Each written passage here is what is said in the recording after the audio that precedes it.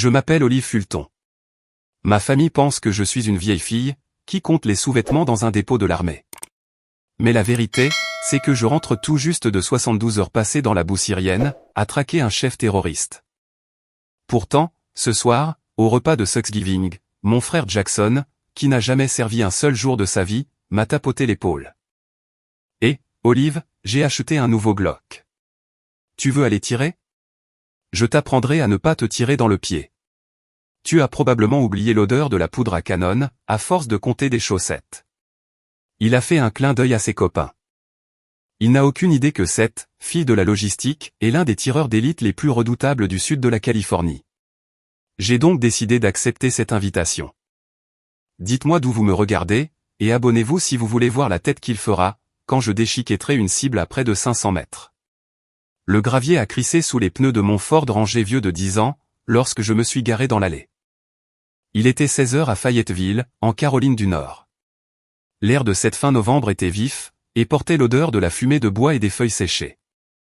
Mon pick-up, une machine cabossée mais fiable, avec un pare-choc rouillé et 320 000 km au compteur, ressemblait à un jouet, garé à côté du mastodonte qui trônait devant le garage.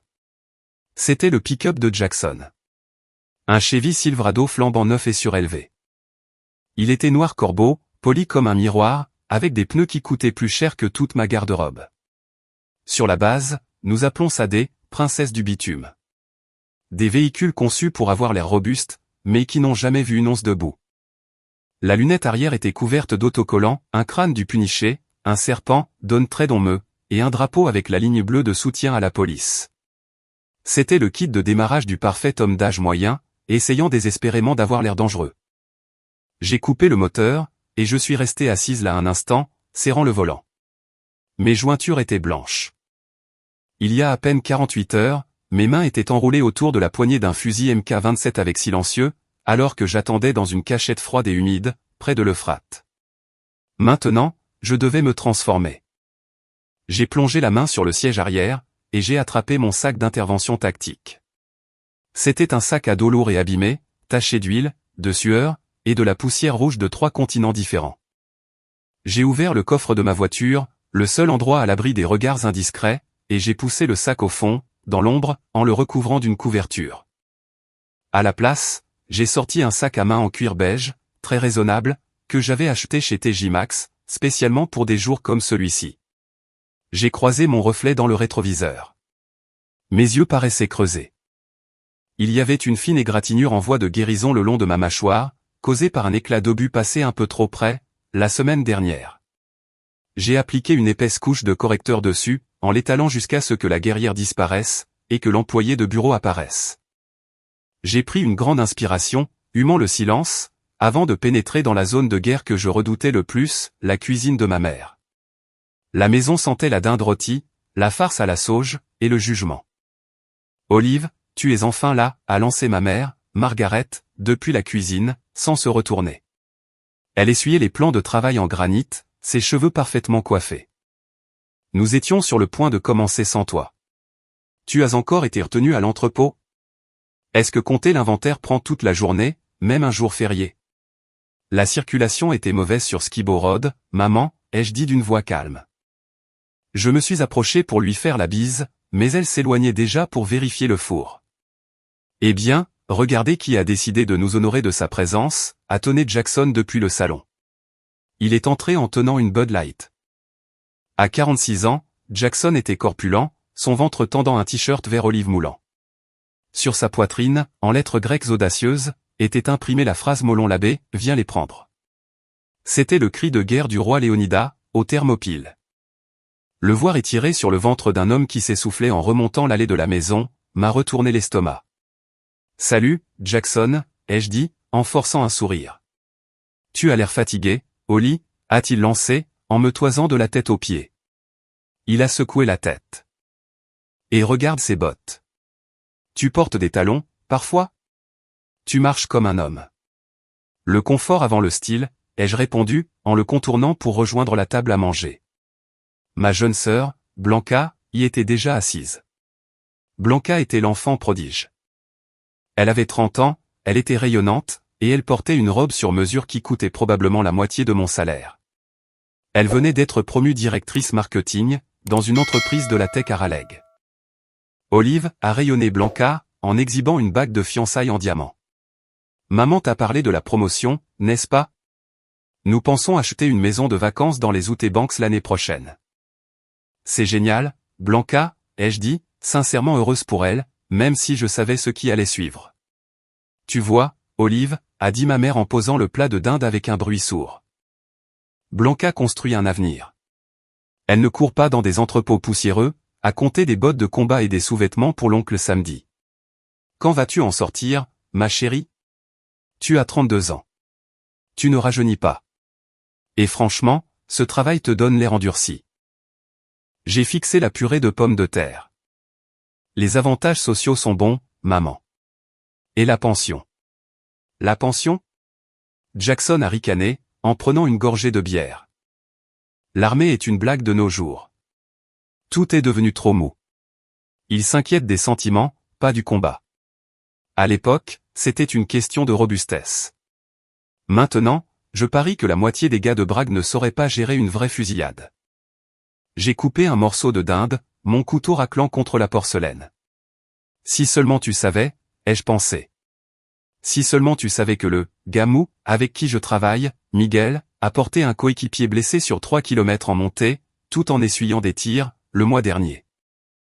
Mais je n'ai rien dit. J'ai simplement mâché, ravalant la viande en même temps que ma fierté. C'était l'accord que j'avais passé.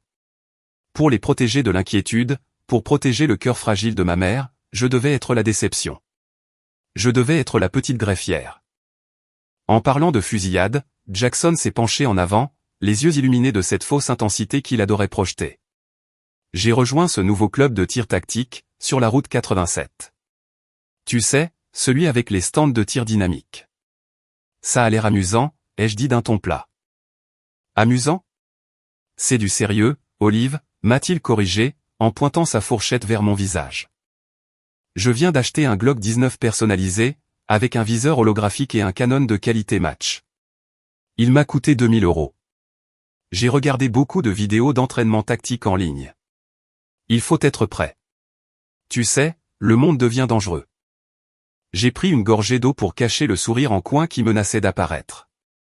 Jackson me faisait la leçon sur le danger, tout en étant assis dans une salle à manger de banlieue climatisée. Bref, a continué Jackson, en regardant autour de la table pour s'assurer d'avoir un public. Je me disais que, puisque tu es entouré de fournitures toute la journée, tu n'as probablement pas senti l'odeur de la poudre à canon depuis des années. Pourquoi tu ne viendrais pas avec moi et les garçons ce samedi? La table est devenue silencieuse. Maman m'a regardé avec pitié. Blanca avait l'air amusée. Oh, Jackson, ne la taquine pas, a dit maman. Olive n'aime pas les armes. Elles sont trop bruyantes. Non, je suis sérieux. Jackson a souri. Un sourire prédateur et condescendant. Il a tendu le bras et m'a tapoté l'épaule. Une petite tape lourde et paternaliste. Je t'apprendrai, Oli. Je te montrerai comment la tenir, pour que le recul ne te claque pas au visage. Je te promets que je ne te laisserai pas te tirer dans le pied. Ça te fera du bien de voir ce que font les vrais hommes. Ma main, posée sur mes genoux sous la nappe, s'est serrée en un point si fort, que mes ongles se sont enfoncés dans ma paume. Le credo professionnel et silencieux des forces spéciales a hurlé dans ma tête, silencieux, humble, létal.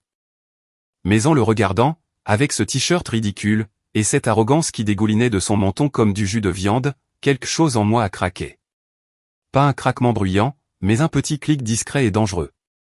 Comme on enlève un cran de sûreté. Il voulait m'apprendre. Il voulait me montrer ce qu'un vrai homme fait avec une arme. J'ai levé les yeux, et j'ai plongé mon regard dans le sien. J'ai laissé mon expression s'adoucir, pour reprendre le masque de la petite sœur soumise et ignorante. Tu sais quoi, Jackson, ai-je dit, d'une voix posée. Ça a l'air formidable.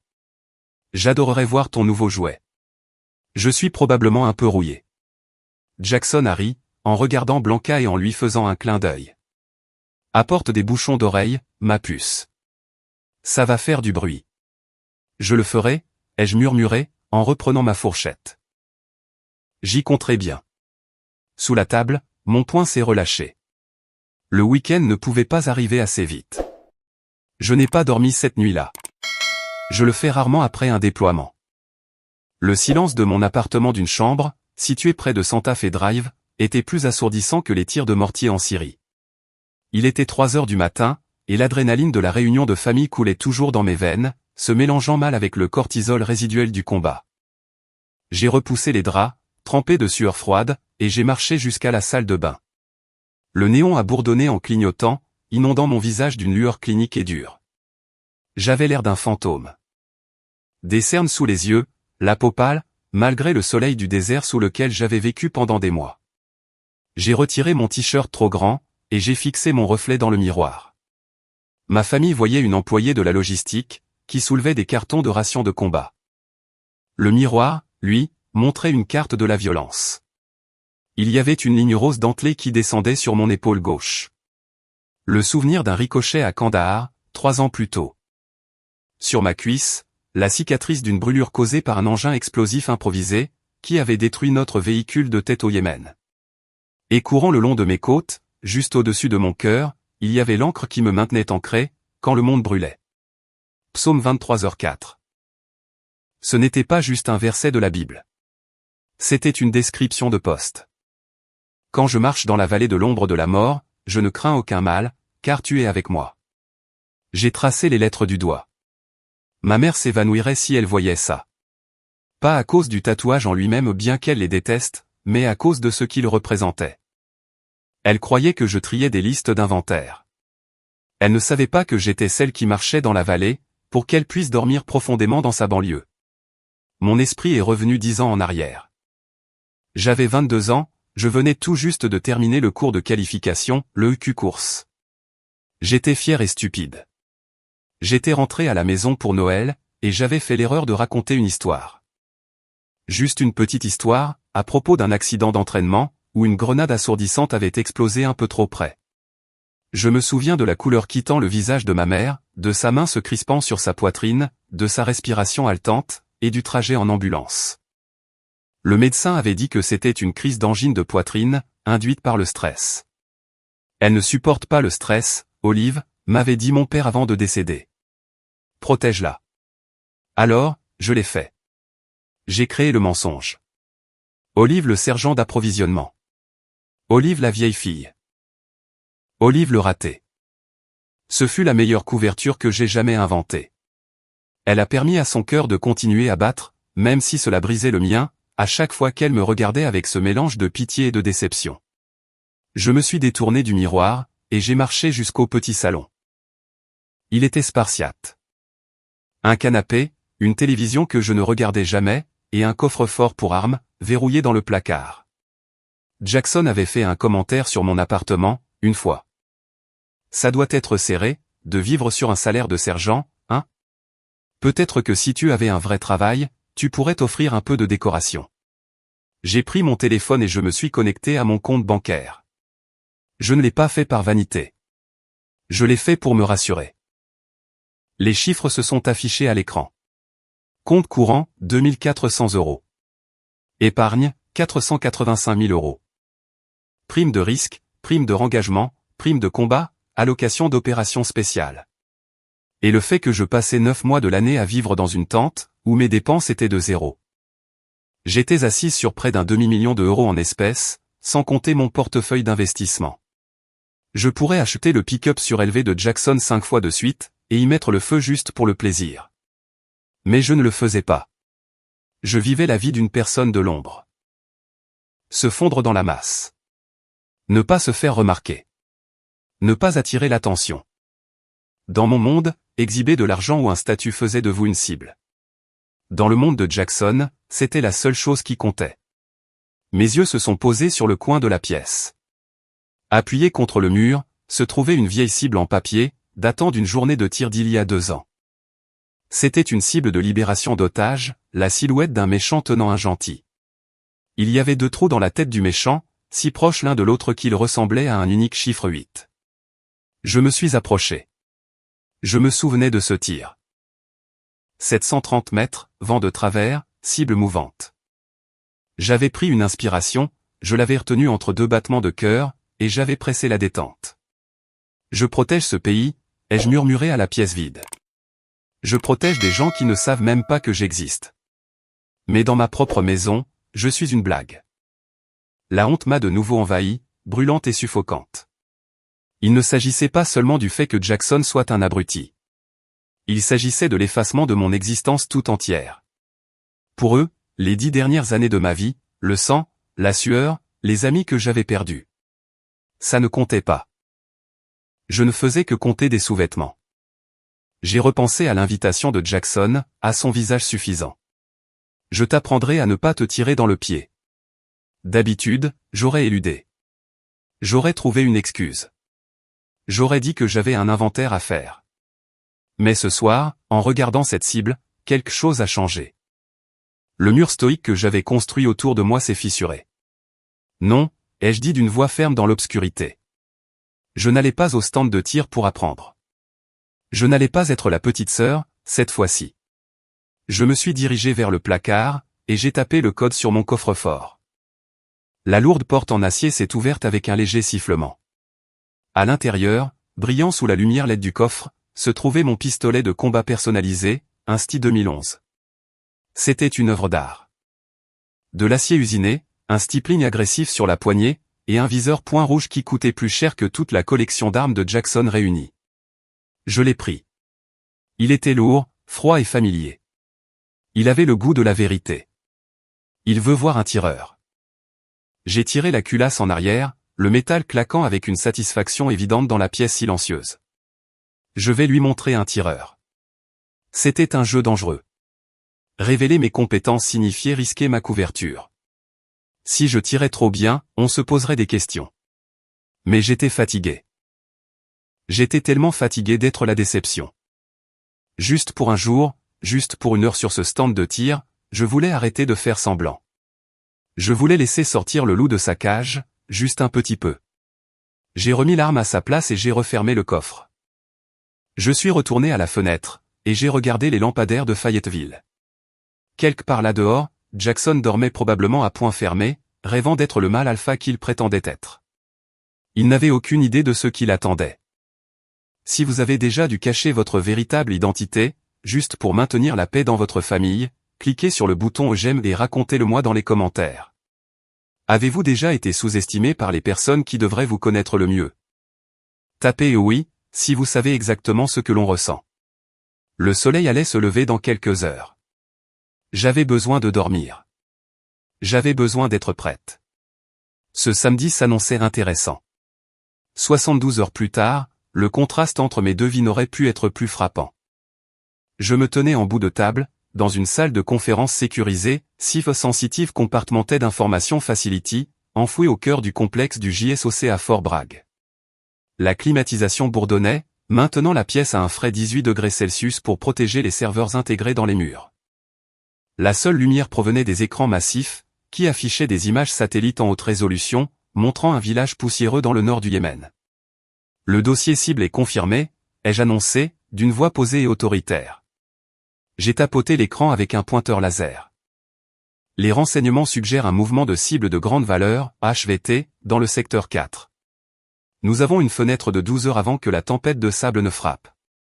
Équipe Alpha, vous êtes l'élément principal d'effraction. Bravo, vous êtes en couverture.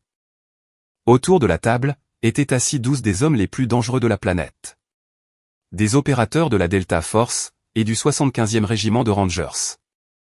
Des hommes avec des barbes, des bras tatoués, et des yeux qui en avaient trop vu. Ils ne regardaient pas, Olive, la fille de la logistique. Ils regardaient le capitaine Fulton, leur chef d'équipe. Bien reçu, madame, a hoché le sergent-chef Miguel Rodriguez. C'était une montagne, taillée comme un joueur de football américain, avec une cicatrice lui barrant le sourcil. Il a pris une gorgée de son thermos de café Black Rifle. Noir de jet, fort, assez puissant pour décaper la peinture. C'était le carburant de notre métier, bien loin des pumpkin spice latte que ma sœur Blanca postait sur Instagram.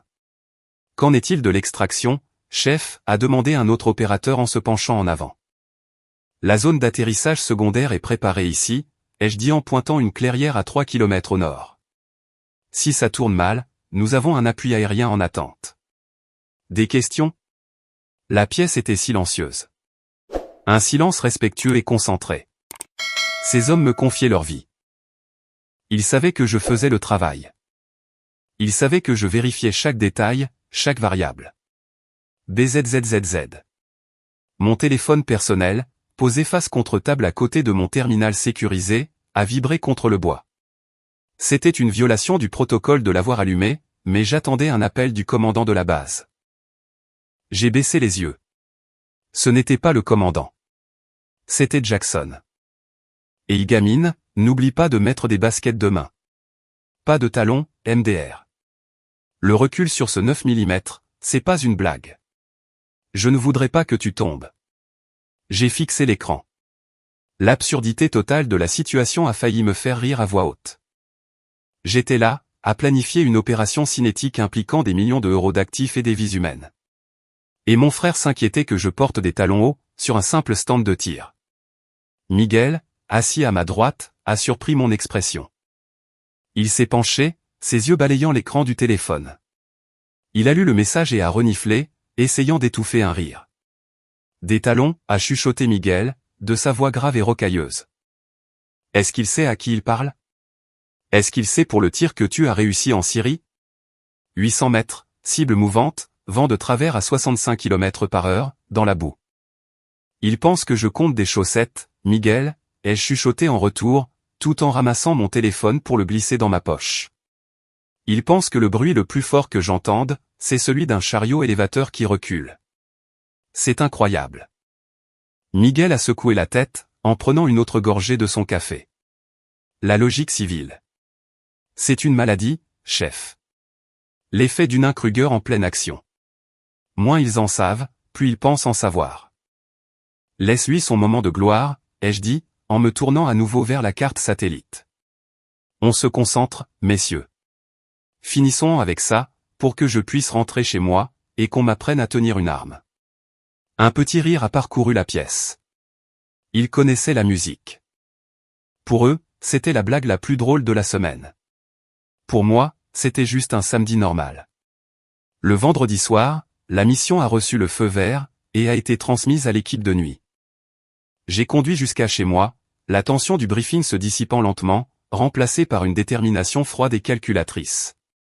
Le soleil se couchait, quand je suis entré dans mon appartement. Je n'ai pas allumé la télévision. Je n'ai pas préparé à dîner.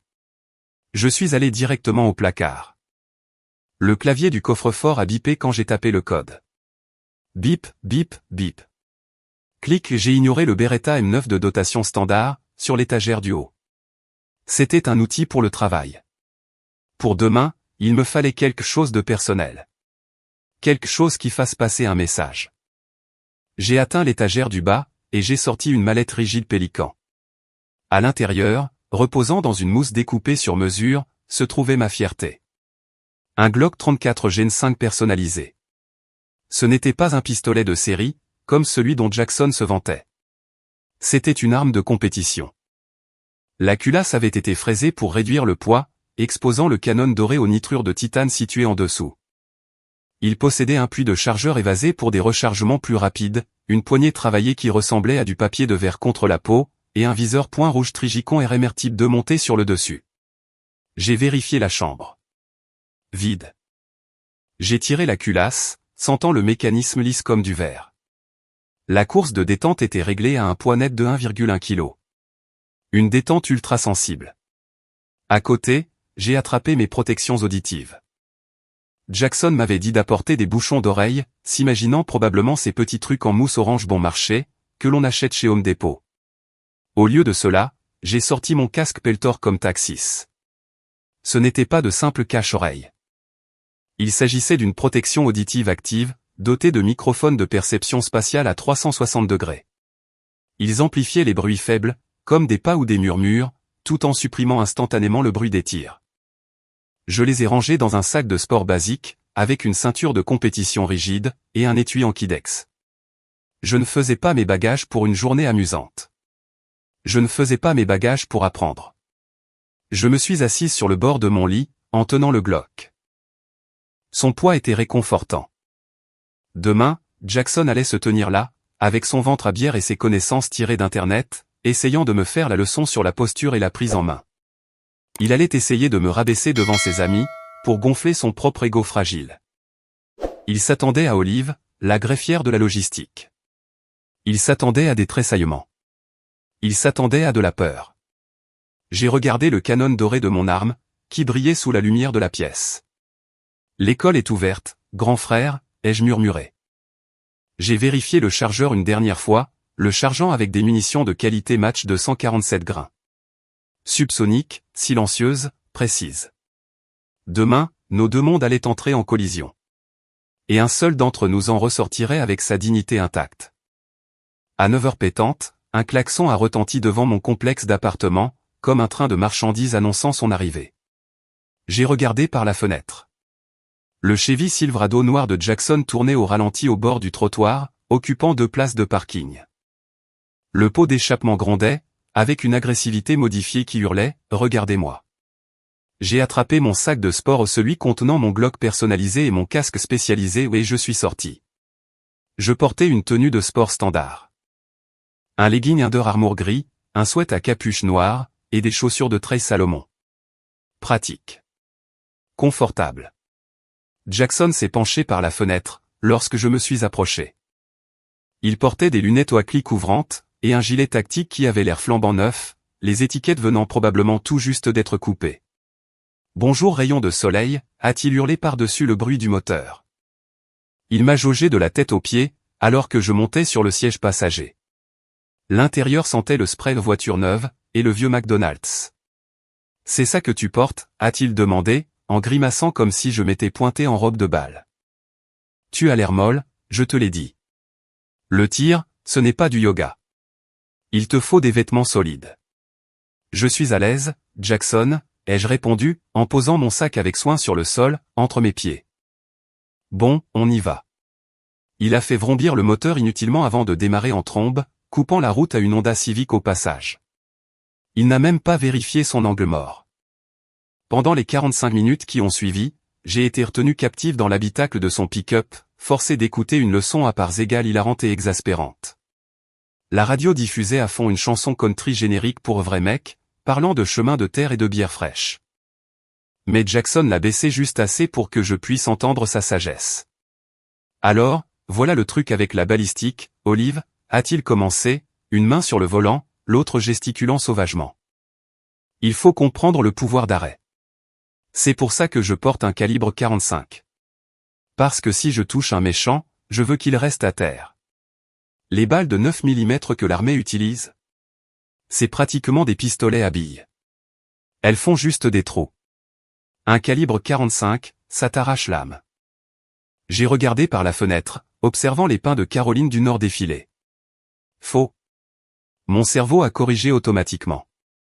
La balistique moderne du 9 mm, avec la technologie des balles à pointe creuse, offre une expansion et une pénétration similaires à celle d'un .45, avec une plus grande capacité et moins de recul. C'est pourquoi le FBI et le SOCOM sont revenus en arrière.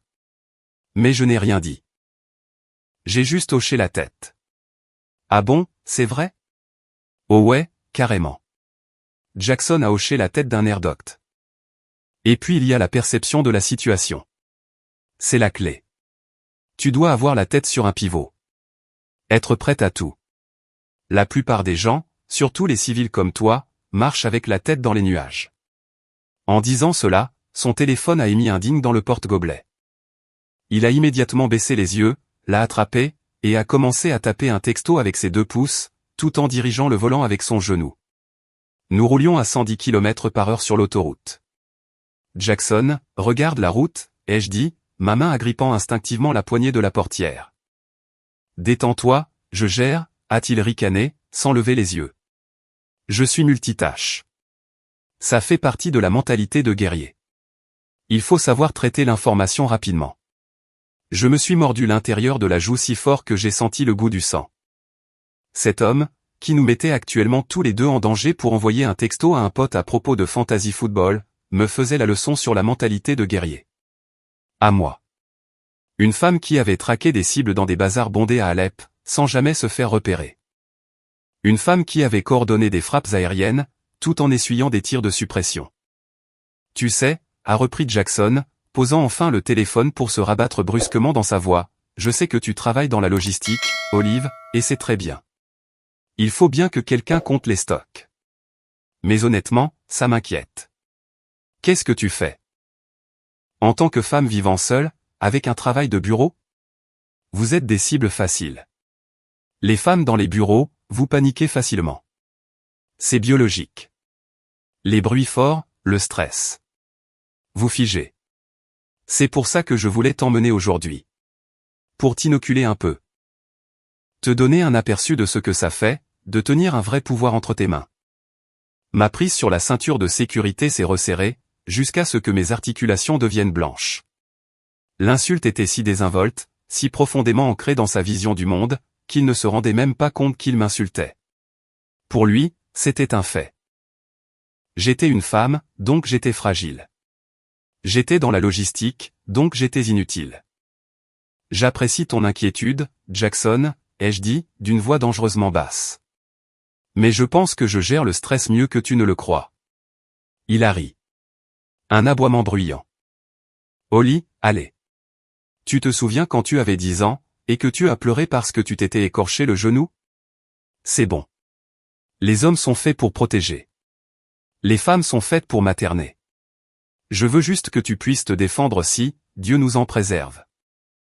Un méchant s'introduit dans ton appartement pendant que tu regardes le Bachelor. J'ai tourné la tête pour regarder complètement ailleurs, fixant le paysage flou. La rage montait dans ma poitrine. Une pression chaude et dense. Ce n'était pas seulement de la colère. C'était un profond sentiment d'injustice. J'avais tué des hommes qui essayaient de tuer mon équipe. J'avais tenu la main de soldats mourants. J'avais enduré des choses qui feraient que Jackson se mettrait en position fétale pour pleurer sa mère. Et là, on me traitait comme une enfant. Presque arrivé, a annoncé Jackson, en tournant sur un chemin de gravier. Un panneau indiquait « Patriot Gun Club ». Réservé aux membres. Le bruit des coups de feu est devenu plus fort à mesure que nous approchions. Pop, pop, boum. C'était le son de mon bureau. Le son de ma vie. Mais pour Jackson, c'était le son d'une cour de récréation. Nous sommes entrés sur le parking. Il était rempli de pics UPS identiques à celui de Jackson. Des hommes en pantalons tactiques et t-shirts moulants se tenaient là, buvant des boissons énergisantes et comparant leur équipement. C'était un océan de testostérone et d'insécurité. Jackson s'est garé et a coupé le moteur. Il s'est tourné vers moi, un sourire bienveillant sur le visage. Très bien, sœurette. Bienvenue dans la cour des grands. Reste près de moi. Ne touche à rien à moins que je ne te le dise, et essaie de ne pas trop tressaillir. Les gars vont adorer te rencontrer. Essaie juste de ne pas me mettre dans l'embarras, ok? J'ai détaché ma ceinture de sécurité. Le clic a été net et définitif. Je ferai de mon mieux, ai-je dit. J'ai attrapé mon sac. À l'intérieur, le Glock personnalisé attendait. L'heure des bavardages était terminée. L'heure de la démonstration allait commencer. Et Jackson n'avait aucune idée qu'il était le public, et que c'était moi qui ferais le spectacle. Le stand de tir était une cacophonie de coups de feu et de postures machistes.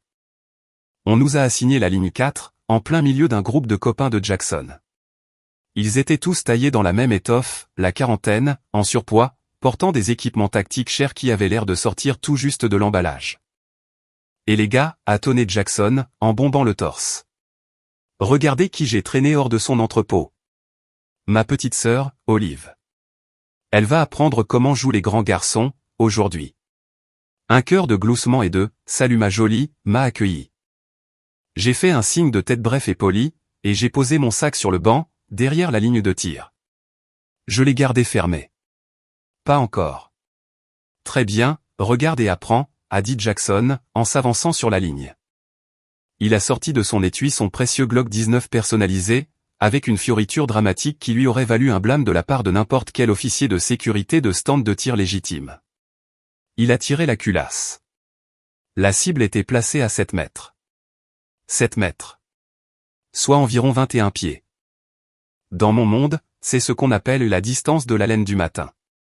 Vous pourriez pratiquement lancer l'arme pour atteindre la cible, d'ici. Jackson a pris sa position. C'était douloureux à regarder.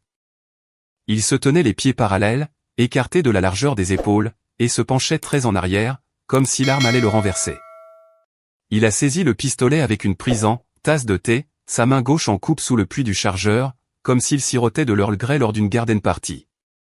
C'était une technique obsolète depuis les années 80, car elle n'offrait aucun contrôle du recul. Cible active, a-t-il crié, inutilement fort. Bang, bang, bang, bang, bang. Il a tiré 5 coups de feu, en succession rapide. Ou plutôt, il a essayé. Il donnait des coups de doigt sur la détente si fort, que je pouvais voir le canon plonger avant chaque tir. Le recul projetait l'arme à presque 90 degrés vers le haut après chaque décharge, car il n'avait aucun levier sur l'arme. Sécurité, a-t-il crié, posant l'arme sur la table et se tournant vers nous avec un sourire qui menaçait de lui fendre le visage. Il transpirait déjà. Tu as vu ça, a-t-il haleté, en s'essuyant le front. Le recul est comme celui d'une mule, mais il faut le dominer. Comme le dit David Gauguin, qui va porter les bateaux? Il faut rester dur, n'est-ce pas? Accepter la souffrance. J'ai regardé en direction de la cible. La cible, une silhouette standard, avait 3 trous dans la partie blanche du papier, très loin sur la gauche, au niveau de l'épaule. 2 balles avaient carrément manqué le papier, à 7 mètres. Joli groupement, Jacques, a menti l'un de ses copains. Tu l'as vraiment déchiqueté. Ouais, bon, Jackson a haussé les épaules, feignant la modestie. Je me suis un peu précipité, mais c'est ça le tir de combat. Tu n'as pas le temps de viser quand l'adrénaline pompe. Je me suis mordu la langue si fort, que j'ai cru avoir besoin de points de suture. L'adrénaline. Il tirait sur un bout de papier, qui ne ripostait pas. Très bien, Olive, a dit Jackson, en tapant dans ses mains. À ton tour. Viens. Je me suis avancé. J'ai tendu la main vers l'arme, mais Jackson m'a intercepté. Hola, hola. Laisse-moi d'abord t'installer, a-t-il dit. Il s'est placé derrière moi, se tenant si près que je pouvais sentir le vieux café dans son haleine, et le déodorant Allspice qui masquait sa sueur. Il a passé les bras autour de moi, attrapant les miens pour les manœuvrer physiquement. J'en ai eu des frissons. Chaque instinct de mon corps hurlait, menace. Neutraliser. Créer de la distance. Mais je me suis forcé à rester rigide. Ok, les pieds comme ça, a-t-il dit, en cognant mes talons l'un contre l'autre. Maintenant, penche-toi un peu en arrière. Ça contrebalance le poids. Il était en train de m'installer de façon à ce que je tombe à la renverse. Maintenant, la prise en main, a-t-il poursuivi, en plaçant mes mains dans la même position inefficace en tasse de thé qu'il avait utilisée. Ne serre pas trop fort, sinon tu vas trembler. Contente-toi de la bercer. Jackson, ai-je dit, la voix crispée. Je pense que je... Chut, écoute l'expert, a-t-il interrompu, son souffle chaud sur mon oreille. Maintenant, voici la recette secrète. Quand tu es prête à tirer, je veux que tu prennes une grande inspiration, et que tu la retiennes. Ne respire plus. Si tu respires, tu rates. Il faut que tu deviennes bleu. Ok? Faux. Dans le tir tactique, vous respirez naturellement pour maintenir un rythme cardiaque bas, et une vision claire. Retenir sa respiration augmente la pression artérielle, et provoque des tremblements. Il était littéralement en train de m'apprendre comment rater ma cible. Compris, a-t-il demandé, reculant enfin, à mon immense soulagement. Compris, ai-je menti. Il a ramassé l'arme, inséré un chargeur plein, et tiré la culasse. Il me l'a tendu, crosse en avant, avec un regard de scepticisme extrême. Serre-la fort, mais pas trop, a-t-il ordonné pour la 10e fois. Et essaie juste de toucher le papier, d'accord?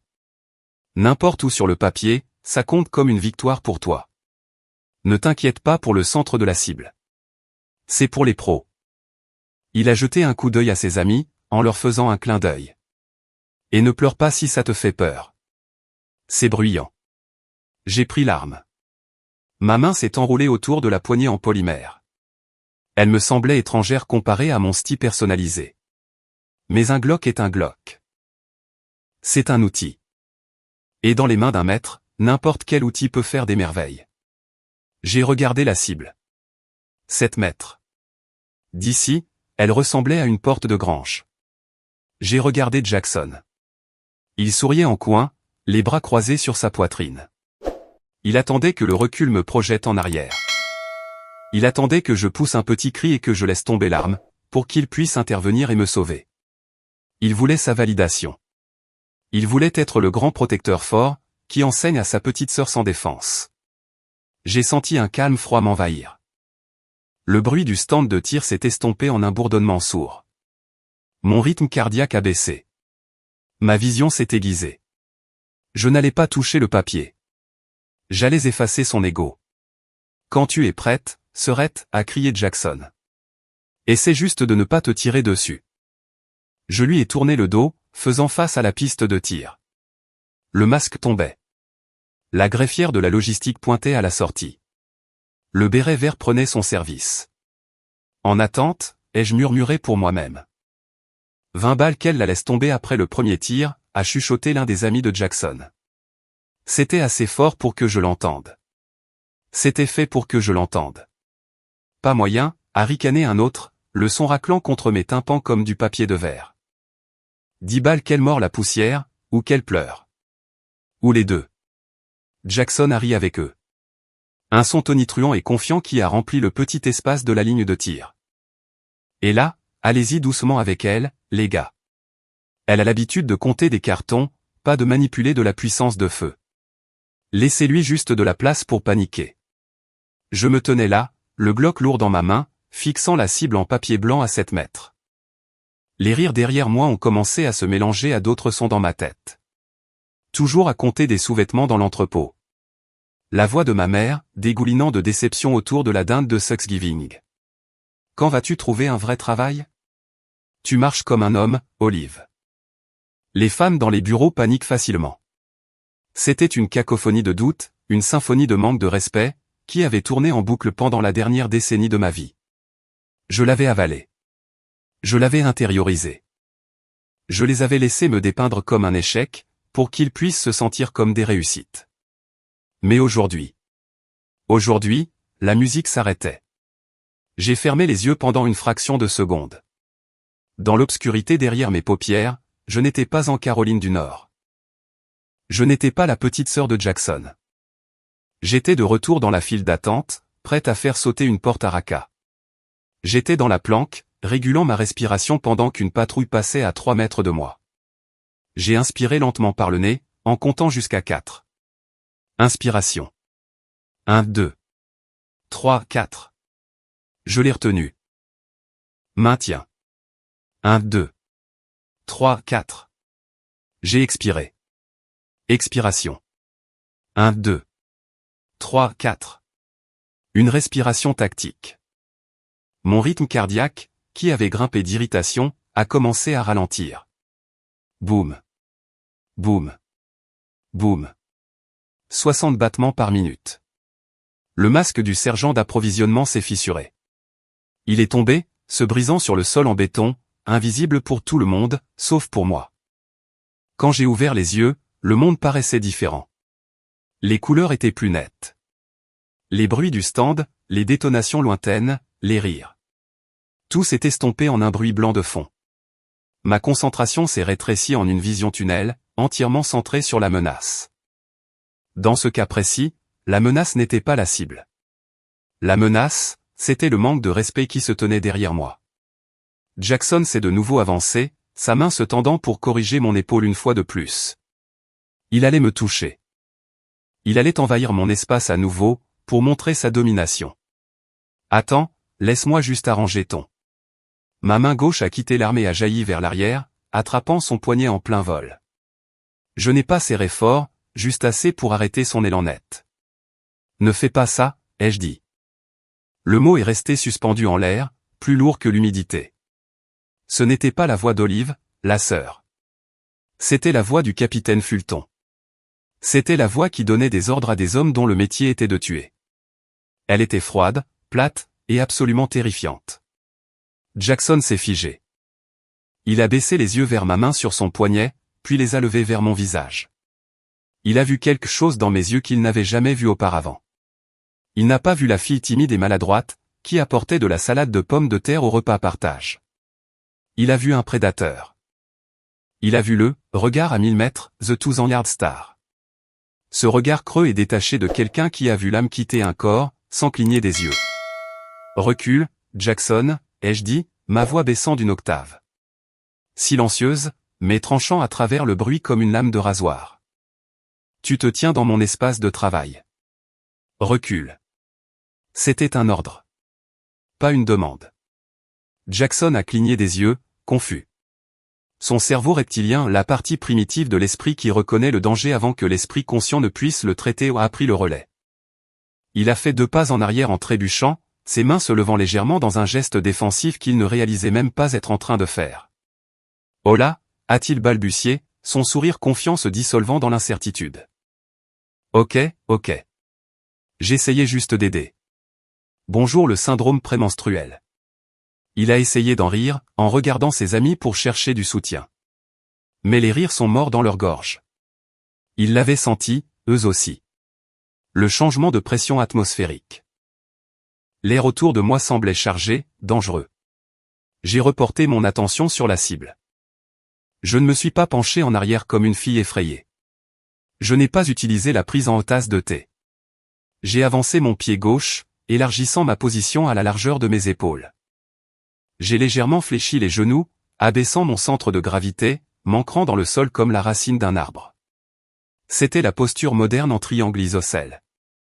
Agressive. Stable. Mobile. J'ai penché mon torse vers l'avant, engageant mon tronc, me préparant à absorber le recul non pas comme un choc, mais comme un rythme. J'ai levé l'arme. Ma prise a changé de façon fluide. Ma main forte s'est placée sur le dos de la poignée, se rapprochant autant que possible de l'axe du canon. Ma main de soutien s'est enroulée autour de l'avant, les doigts s'y enfonçant, les pouces vers l'avant et parallèles, créant une pince de serrage autour de l'arme. J'ai tendu les bras, verrouillant mes coudes, mais en les gardant suffisamment déverrouillés pour qu'ils agissent comme des amortisseurs. Ma tête s'est légèrement baissée, alignant mon œil dominant avec le viseur, sans forcer sur mon cou. Les mots du général James Mattis ont résonné dans le silence de mon esprit, soyez poli.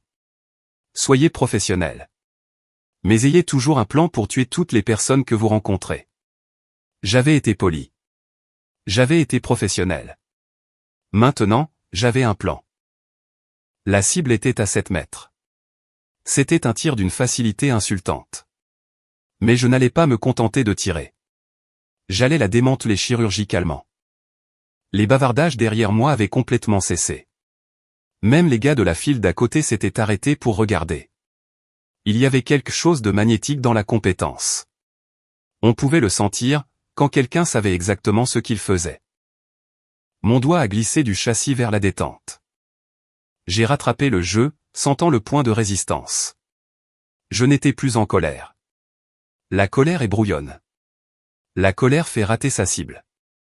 J'étais froide. J'étais précise. J'étais une machine construite par le gouvernement des États-Unis pour faire une chose, et la faire très, très bien. J'ai focalisé mon attention sur le guidon avant. Limpide. La cible s'est légèrement floutée en arrière-plan. Expire. Pause. Au moment où je presserai cette détente, tout changera. Ma couverture sera grillée. Ma famille saura.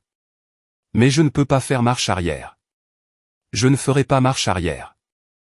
Si vous êtes prêt à voir l'ego de Jackson exploser en 1 million de morceaux, frappez ce bouton j'aime tout de suite, et dites-moi dans les commentaires, quelle est cette chose dans laquelle vous êtes absolument le meilleur, mais pour laquelle personne ne vous accorde de crédit?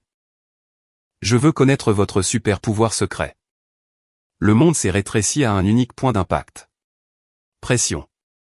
Mon doigt a comprimé la détente. La rupture a été nette, comme lorsqu'on brise une tige de verre. Bang. L'arme a reculé.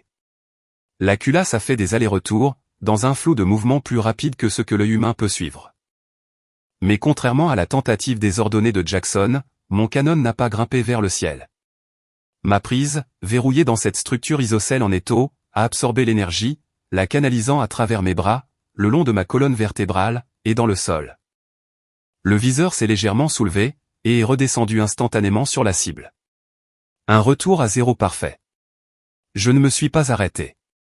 Bang, bang, bang, bang. 4 autres tirs ont suivi le premier, dans un rythme si rapide, que cela ressemblait à une seule et longue déchirure dans le tissu de la réalité. La cadence était précise. Pop pop pop pop pop.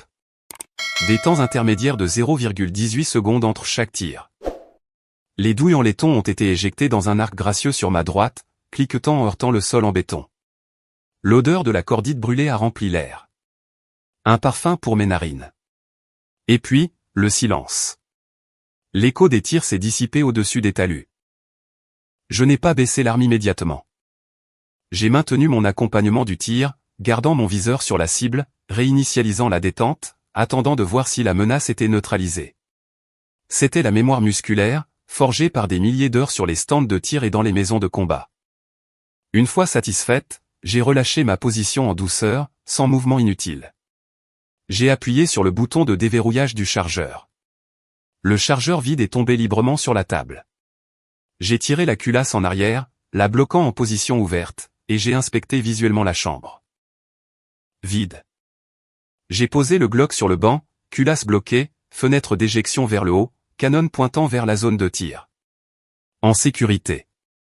Toute la séquence, du premier tir à l'arme posée sur la table, avait pris peut-être 3 secondes. J'ai poussé une longue expiration, laissant la tension quitter mes épaules. Je me suis tenu droite, et je me suis tourné pour regarder Jackson. Il se tenait là, la bouche légèrement ouverte, comme un poisson haletant. Ses amis étaient figés, leur bière à mi-chemin de leur bouche, les yeux écarquillés. Les sourires en coin arrogants avaient disparu, effacés par la violence absolue de l'action à laquelle ils venaient d'assister. « Ramène-la », ai-je dit doucement. Jackson a cligné des yeux, se secouant pour sortir de sa stupeur. Il a tâtonné pour trouver l'interrupteur du contrôle de la file. Le moteur électrique a vrombi, ramenant le porte-cible depuis ses 7 mètres. Au fur et à mesure que le papier s'approchait, la confusion sur le visage de Jackson s'est approfondie. « Tu as raté », a-t-il balbutié en plissant les yeux vers la cible. « Olive, tu en as raté 4. » Il regardait le papier. À 7 mètres, on voit généralement 5 trous distincts. Mais sur ma cible, il n'y avait qu'un seul trou. Il était en plein centre, dans le cercle X. Le centre absolu de la cible. Il était légèrement plus grand qu'un impact de balle normal, avec des bords irréguliers. « Ramène-la jusqu'au bout », ai-je dit. La cible s'est arrêtée à 60 cm devant nous. Jackson s'est penché, son nez touchant presque le papier. « Pas moyen », a murmuré l'un de ses copains derrière moi. Jackson a tracé le trou avec son doigt. Ce n'était pas un seul trou. C'était 5 trous, empilés directement les uns sur les autres. C'était un trou irrégulier, ragdoll, la marque de fabrique d'un tireur de niveau grand maître. À cette vitesse, et à cette distance, faire passer 5 balles dans la même déchirure du papier était une prouesse de précision mécanique que la plupart des gens ne voyaient que dans les films. C'est impossible, a marmonné Jackson. Il a regardé l'arme sur la table, puis il m'a regardé à nouveau, comme s'il essayait de concilier l'arme avec la sœur qu'il pensait connaître. C'est un coup de chance. L'arme ? Peut-être que le viseur est déréglé. Il cherchait des excuses, son cerveau refusant d'accepter la réalité, sa sœur, de la logistique, venait de le surpasser au tir d'un ordre de grandeur incommensurable. J'ai levé la main et retiré ma protection auditive électronique, la laissant pendre autour de mon cou. Le silence dans la baie de tir était assourdissant. Tous les yeux des environs étaient braqués sur nous. Je me suis approché de Jackson, envahissant son espace cette fois-ci. Je ne l'ai pas touché. Je n'en avais pas besoin. L'air autour de moi suffisait à le faire rétrécir. Le viseur va très bien, Jackson, ai-je dit. Ma voix était calme, dépourvue de la colère de tout à l'heure. C'était le calme de quelqu'un qui sait exactement qui il est. Et le recul ? C'est juste de la physique. La force est égale à la masse multipliée par l'accélération. Si tu as une bonne prise, ça se gère tout seul. Je me suis penché plus près, m'assurant qu'il entende chaque syllabe. Et encore une chose. Ne dis jamais à un soldat de retenir sa respiration. L'oxygène alimente le cerveau. Il garde ta vision nette et tes muscles détendus. Retenir ta respiration augmente ton rythme cardiaque et te fait trembler. Dans une fusillade, c'est le moyen le plus rapide de mourir. J'ai pris la feuille de la cible, en l'arrachant du support en carton. Je l'ai plié soigneusement, et je l'ai glissé dans la poche de son gilet tactique, juste à côté de son garrot immaculé et inutilisé. Tu peux garder ça, ai-je dit. Comme souvenir. Je me suis retourné vers le banc, pour ranger mes affaires. Mes mains étaient fermes. Mon cœur était léger.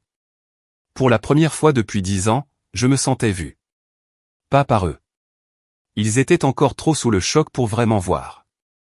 Mais par moi-même. J'avais laissé sortir le loup, et elle avait chassé. Derrière moi, personne n'a dit un mot. Le mansplaining était terminé. La leçon avait été donnée, et le professeur était congédié. Le silence a été rompu par le son de pas lents et lourds, crissant sur le gravier. Une ombre est tombée sur notre banc. Je me suis retourné pour voir un homme plus âgé s'approcher. Il avait la soixantaine, avec une peau tannée comme du vieux cuir, et une épaisse moustache grise. Il portait une chemise en flanelle délavée, et une casquette de baseball qui avait connu des jours meilleurs. Sur le devant de la casquette, à peine visible à travers les taches de graisse, il y avait un petit triangle brodé. L'insigne du premier détachement opérationnel des forces spéciales Delta, Delta Force. C'était Gary, le propriétaire du Patriot Gun Club. Une légende locale à Fayetteville. La rumeur disait qu'il était sur le terrain à Mogadiscio en 1993. Le visage de Jackson s'est illuminé. C'était son héros. Il a redressé sa posture, bombant le torse, désespéré de s'associer au cran de Gary. Gary a lancé Jackson en lui tendant la main, un large sourire flagorneur plaqué sur le visage. Ravi de vous voir, monsieur. Je montrais juste les ficelles du métier à ma sœur. Vous savez comment c'est, former les petits nouveaux. Gary n'a même pas scié. Il est passé droit devant la main tendue de Jackson, comme si mon frère était un fantôme. Il ne l'a pas regardé. Il ne l'a pas salué. Gary s'est dirigé droit vers moi. Il s'est arrêté à 60 centimètres, ses yeux me scannant de la tête aux pieds. Il a regardé ma position, que j'avais détendue mais pas abandonnée. Il a regardé le Glock personnalisé sur la table, et puis, il a regardé la cible avec l'unique trou irrégulier au centre. Il a tendu le bras, et a pris la cible que j'avais glissée dans le gilet de Jackson. Il l'a tenue à la lumière, examinant le groupement. Il a laissé échapper un sifflement bas. Puis, il m'a regardé dans les yeux. Son regard était intense, perçant. Le regard d'un homme capable de repérer un imposteur à 1 kilomètre de distance. C'est un sacré Bill Drill, a dit Gary. Sa voix ressemblait à du gravier dans une bétonnière. Merci, ai-je répondu, en gardant un ton neutre. Il a hoché la tête lentement, en jetant un œil à mes mains. Tu manies cette arme comme si c'était une extension de ton bras. Il n'y a pas beaucoup de monde dans le coin qui tient une arme comme ça. La prise en otage de thé semble être le parfum du mois, pour la foule tacticole. Il avait lancé une pique à Jackson, sans même le regarder. Gary s'est légèrement penché, baissant la voix pour que seul Jackson, devenu très silencieux, et moi puissions entendre. T'es basé au complexe, a-t-il demandé. C'était une question codée. Le complexe faisait référence au quartier général hautement classifié du JSOC, Joint Spécial Opération Commande. Ce n'était pas quelque chose que les civils connaissaient.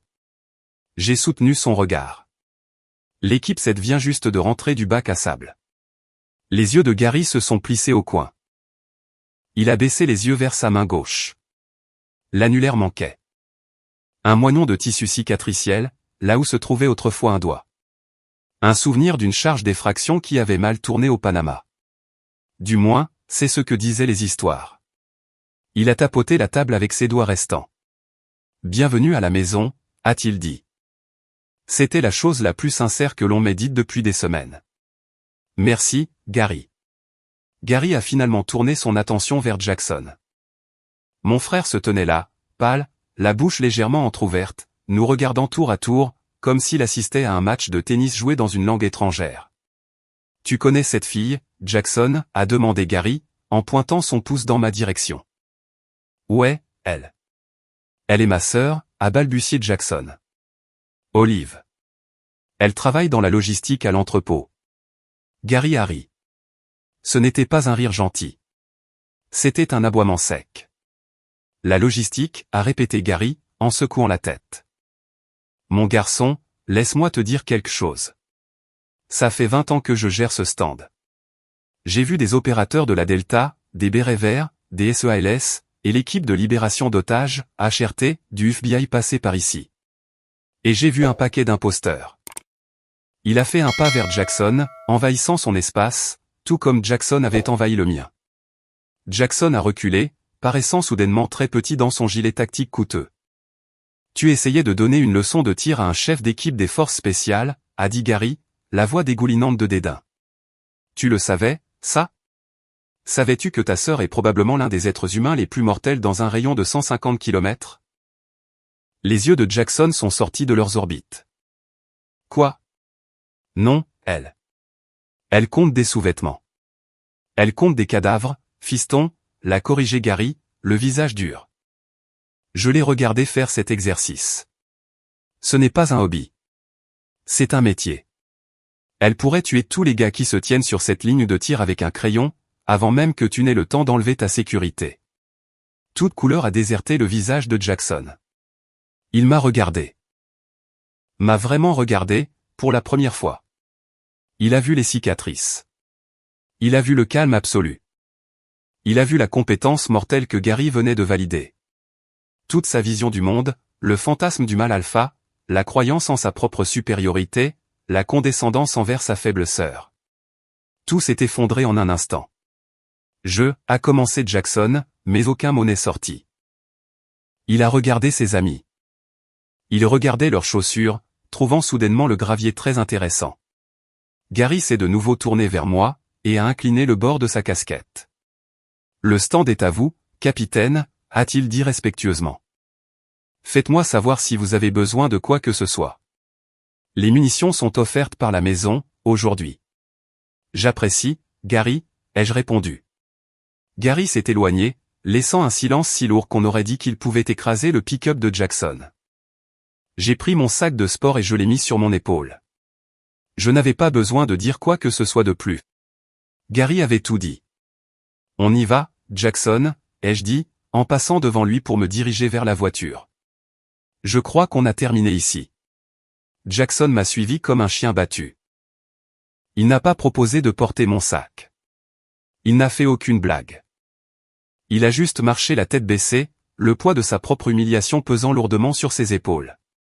Le trajet du retour allait être très silencieux. Le trajet du retour vers Fayetteville était étouffant. Jackson n'a pas allumé la radio. Il n'a pas envoyé de texto. Il a conduit les deux mains sur le volant, à 10h10, fixant droit devant lui l'asphalte. Le silence dans l'habitacle du pick-up était lourd, chargé de mots non dits et d'un ego brisé. Pendant les 20 premières minutes, le seul bruit était le ronronnement des pneus et le vrombissement régulier du moteur. J'étais assise sur le siège passager, regardant par la fenêtre, observant les pins défiler. Je n'étais plus en colère. Je me sentais plus légère. Comme si je venais de me débarrasser d'un sac à dos de 25 kilos que je portais depuis une décennie. Finalement, Jackson s'est raclé la gorge. C'était un son nerveux, rocailleux. « Pourquoi tu ne me l'as pas dit ?» a-t-il demandé. Sa voix manquait de sa confiance tonitruante habituelle. Elle semblait petite. « Pourquoi m'as-tu laissé me ridiculiser là-bas? Tu m'as laissé te faire la leçon. Tu m'as laissé passer pour un idiot devant Gary. Devant mes amis. » Il a serré le volant plus fort, ses jointures blanchissant. Il essayait de rejeter la faute, d'essayer de se poser en victime. Typique. J'ai tourné la tête lentement, pour le regarder. Parce que tu n'as jamais demandé, Jackson, ai-je dit calmement. Il a froncé les sourcils, me jetant un coup d'œil pendant une fraction de seconde, avant de ramener ses yeux sur la route. Comment ça, je n'ai jamais demandé? On se parle tout le temps. Non, les jeux corrigés. Tu parles, et j'écoute. En disant, est-ce que tu m'as demandé une seule fois, Olive, qu'est-ce que tu fais exactement? Est-ce que tu m'as déjà demandé, Olive, est-ce que ça va? Non. Tu as juste supposé. Tu as supposé que je comptais des chaussettes. Parce que ça correspondait au récit que tu voulais. Un récit? Il a ricané, bien que sa combativité le quittait. Quel récit? Celui où tu es le grand frère fort et prospère, et où je suis la sœur vieille fille qui a raté sa vie, ai-je dit, d'une voix posée et froide. Toi et maman, vous avez besoin que je sois petite. Vous avez besoin que je sois la fille de la logistique, pour que vous puissiez vous sentir grand. Si je suis faible, alors vous êtes fort par comparaison. Si je suis pauvre, alors vous êtes riche. Jackson a ouvert la bouche pour protester, mais l'a refermée. La vérité de mes mots l'a frappé comme un coup physique. Il le savait. Au fond de lui, sous des couches d'insécurité et de bravade, il savait que j'avais raison. Je ne pensais pas, il a laissé sa phrase en suspens. Exactement, ai-je dit. Tu n'as pas pensé. Tu as juste jugé. Je me suis repositionné sur mon siège, tournant mon corps complètement vers lui.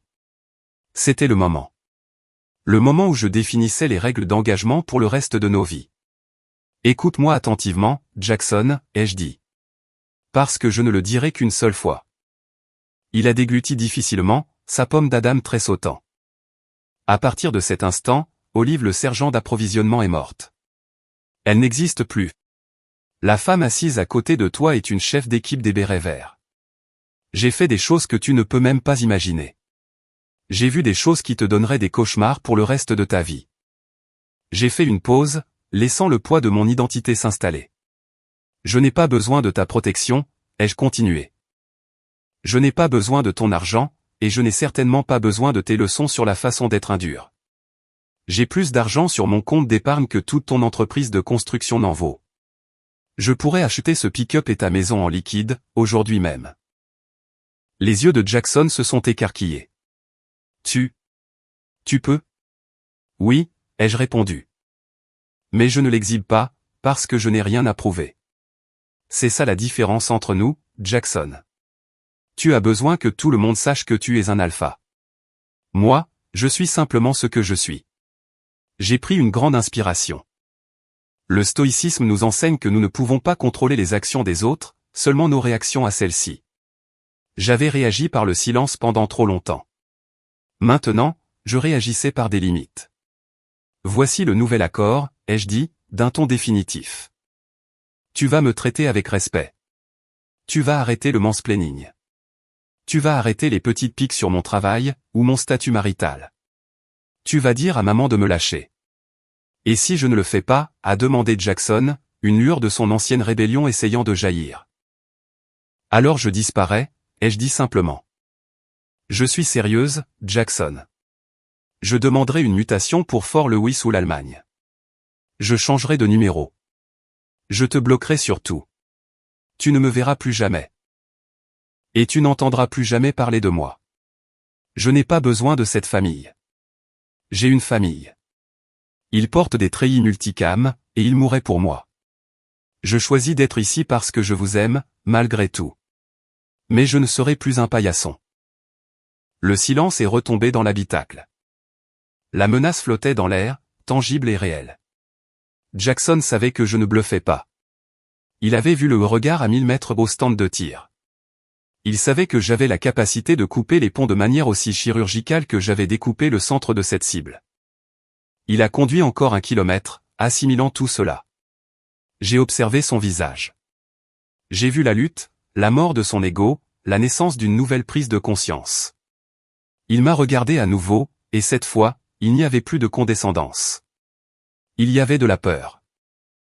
Et derrière la peur, il y avait autre chose. Du respect. Ok, a-t-il dit doucement. Sa voix était humble, dépouillée de toutes ses fanfaronnades. Ok, Olive. Je t'ai comprise. Bien, ai-je répondu. Je ne savais pas, a-t-il ajouté, la voix se brisant légèrement. À propos de l'argent. À propos de tout. Je suis désolé. C'était la première fois de ma vie d'adulte que mon frère me présentait des excuses. Ce n'était pas parfait. Cela ne réglerait pas tout du jour au lendemain. Mais c'était un début. J'ai regardé à nouveau par la fenêtre. Le soleil descendait sous la ligne des arbres, projetant de longues ombres sur la route. La guerre à l'intérieur de ma maison n'était pas terminée. Mais les termes du traité venaient d'être réécrits. Et pour la première fois, c'était moi qui tenais le stylo. Contente-toi de conduire, Jackson, ai-je dit en m'adossant au siège. Et rallume la radio. Mais plus de Florida Georgia Line. Mais un peu de rock classique. Jackson a laissé échapper un petit rire nerveux. Il a tendu la main et a tourné le bouton. Les premiers accords de Thunderstruck d'AC et DC ont rempli l'habitacle. Il n'a pas dit un mot de plus. Il a juste conduit. Les deux mains sur le volant, les yeux sur la route, assis à côté d'une sœur qu'il commençait tout juste à rencontrer. Un mois plus tard, l'odeur du charbon de bois et des hamburgers en train de griller flottait dans l'air, dans le jardin de ma mère. C'était un après-midi vif de décembre à Fayetteville. Le genre de journée où le soleil brille, mais où l'air est mordant. Le temps parfait pour un sweat à capuche et une bière bien fraîche. J'étais assise à la table de pique-nique, regardant la fumée monter vers le ciel bleu de la Caroline. Un mois plus tôt, s'asseoir ici aurait ressemblé à être dans la salle d'attente d'un dentiste. Tendue, douloureuse, à attendre la roulette. Mais aujourd'hui, l'air semblait différent. Plus léger. Olive, chérie, a appelé ma mère depuis la porte-fenêtre, tenant un plateau de salade de pommes de terre. Tu veux du fromage sur ton burger? Jackson est sur le point de les retirer du feu. Oui, s'il te plaît, maman. Du cheddar si on en a, ai-je répondu. Ça arrive tout de suite, a-t-elle souri. C'était un vrai sourire. Elle n'a pas posé de questions sur l'entrepôt. Elle n'a pas fait de commentaires passifs-agressifs sur mon absence de mari. Elle a juste demandé pour le fromage.